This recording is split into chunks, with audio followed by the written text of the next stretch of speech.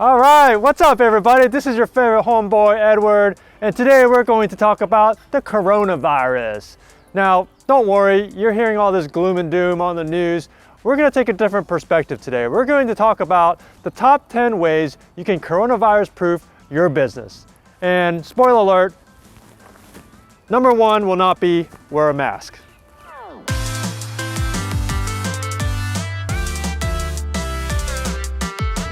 All right, before we dive in, please subscribe to this channel. You know, more than half of the viewers who watch this content are not subscribed. So by subscribing, you really help support this channel. All right, let's dive right in. Number 10 of the top 10 ways to coronavirus-proof your business. Number 10 would be having a 100% remote workforce. So this is something that was really an evolution over time. Of course, when I ran the business, I worked from home all the time. But as you grow your business and as you have more people, you start wondering, you know, the dynamics are going to be different. Can everybody really work from home and you can still be successful and efficient? Well, we started hiring virtual assistants as we started growing to handle a lot of the excess administrative duties. And then a few years ago, we also had an employee move to Wisconsin and we allowed her to keep her job. So before we knew it, we had probably about 25% of the workforce already working from home, and we decided, well, why not just make the move to go 100% remote. So when we did that, of course, we had these huge filing cabinets in our office, and we're like, we're not going to take these huge filing cabinets and stick it in someone's home. So at the same time, we went 100% paperless. What were the benefits of that? Well, no more wasted time commuting to work, and no more getting sick from other coworkers. And so those were the benefits of a 100% remote workplace, whether it's from some scary virus or whether it's just a common flu. Number 9 is more frequent customer check-ins. So when we get a big storm, you know, and we know that big storms cause like shingles to blow off the roof or leaks to be created, we ask our tenants, we check in on them, and we're trying to be proactive. We say, hey, can you do a walk around? Can you look for loose shingles? Can you look for leaks?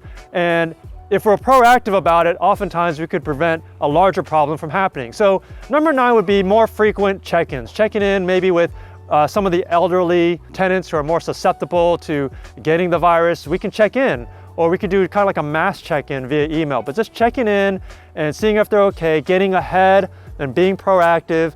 And instead of waiting for them to contact you, if you can contact them, you can find out that they're sick and have a virus or some sort like that. You know, you could interact with them differently. You could do work order coordinations differently.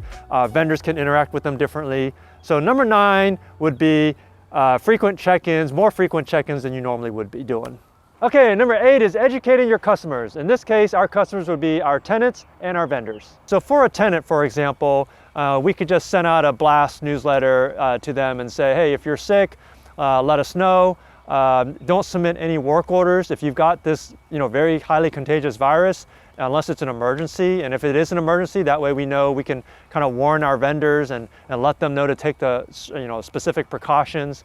To our vendors, it's a similar message. You know, if you're sick, reject the work order so we can find a backup. So educating your clients, and you've probably already seen a lot of those emails from whether it's the bank you deal with or your workplace. A lot of these companies are already sending out emails to do, you know, the most common sense type of stuff. Wash your hands and don't come into work if you're sick. Okay, number 7 is new account acquisition. So examine your new account acquisition process. Is that something you have to do face-to-face, or is that something you can do remotely?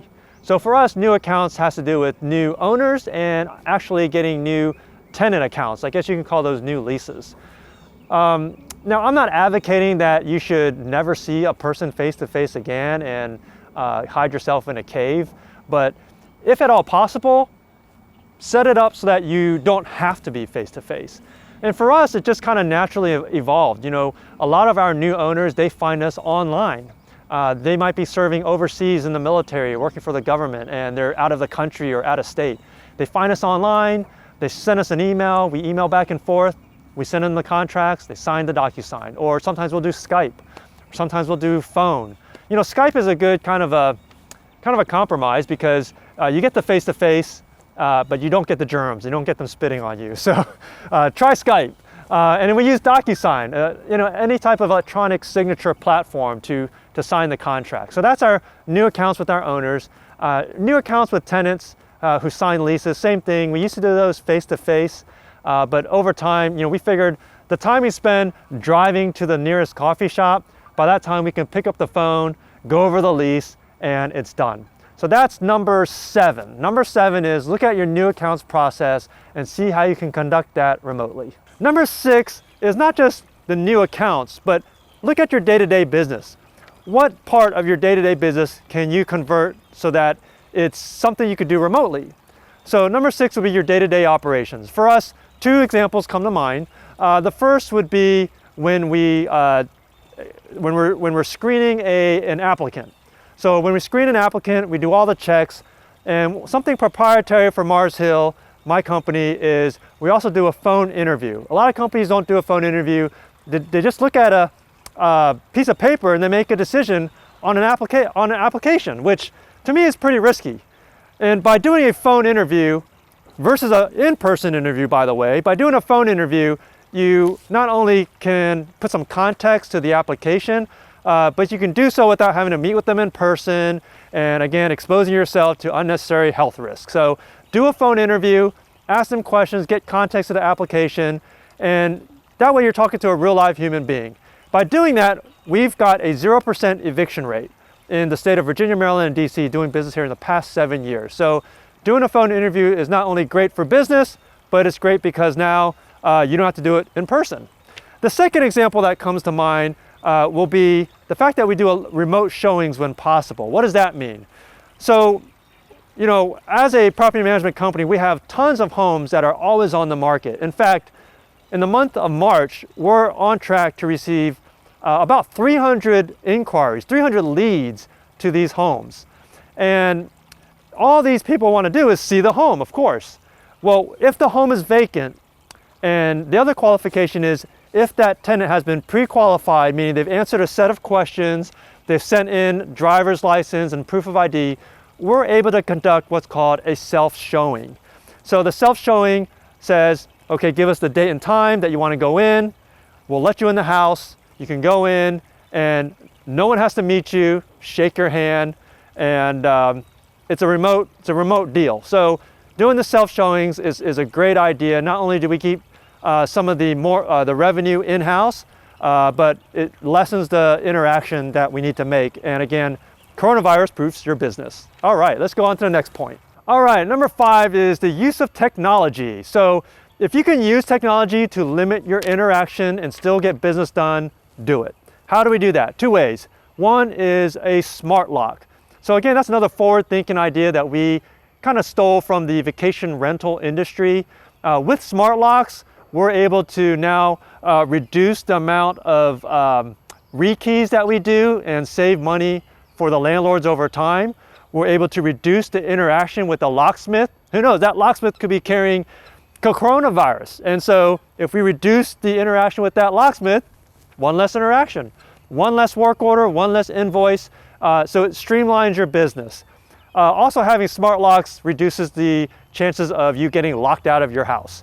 And the second piece of technology that we started implementing is video walkthroughs. So we just started this actually yesterday.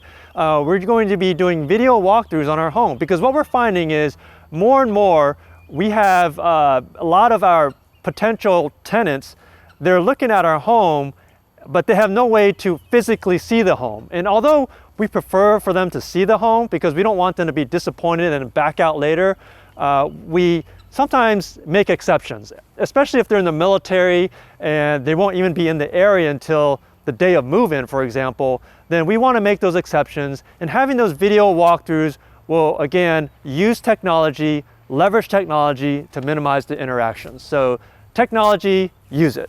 Number 4 is payment collections. We don't collect a single check. We don't touch those dollar bills that are dirty and everyone's touching them.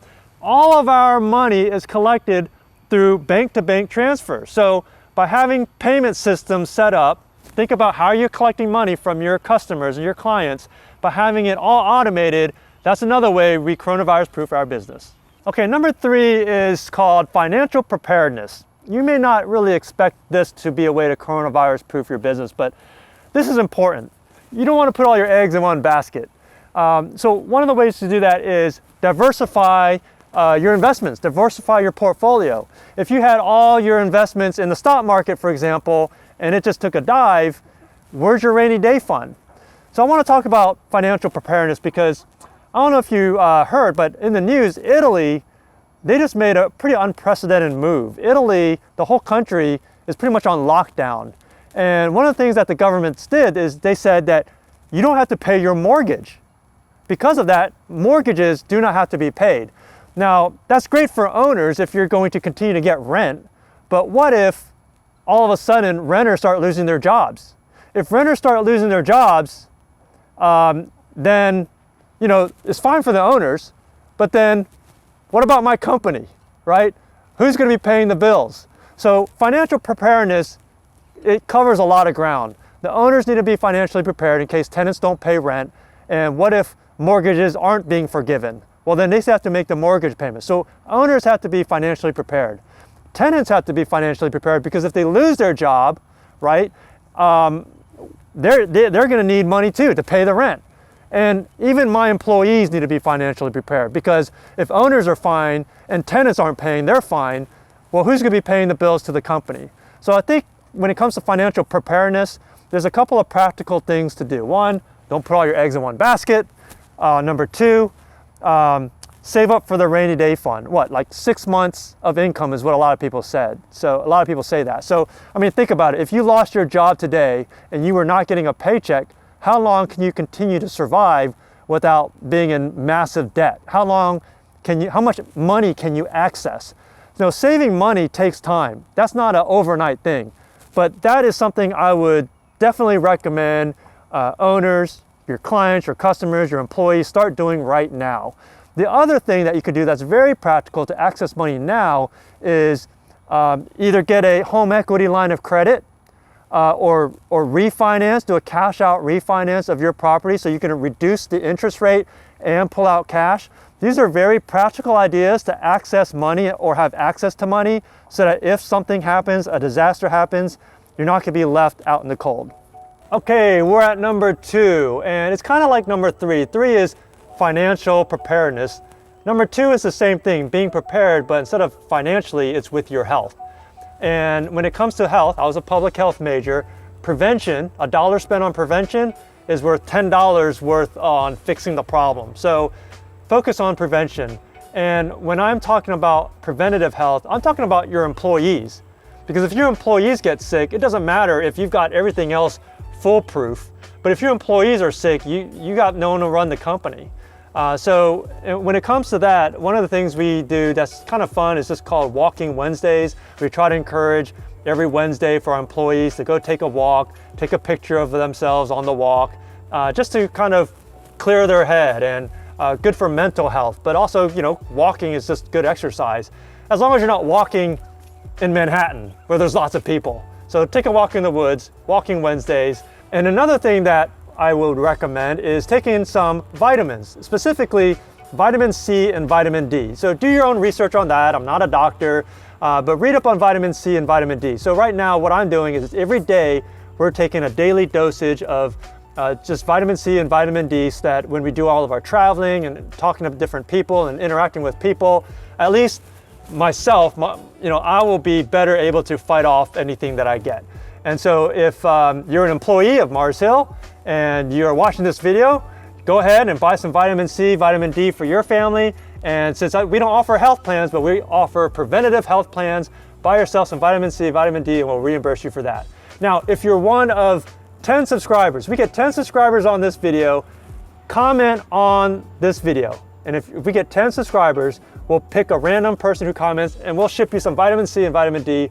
Delicious. That takes us to our number 1 reason for how to coronavirus-proof your business, and that is share this video. Share this video with someone you know who you think it could help. All right, that's about all I have time for. You know, I just want to summarize that really all this is just having good business practices that make your business more efficient and that focus on the customer and doing things better. And by doing that, it's not going to mean you're going to be a virus-free company, but it will help you to form a viral defense plan. Just by being efficient, just by working remote and having this technology, it helps us in so many ways. And it's not going to mean we're not going to get the virus, but it's a side benefit of that. So I hope you enjoyed the video. And if you haven't subscribed, please subscribe, like the video. This is your favorite homeboy signing out.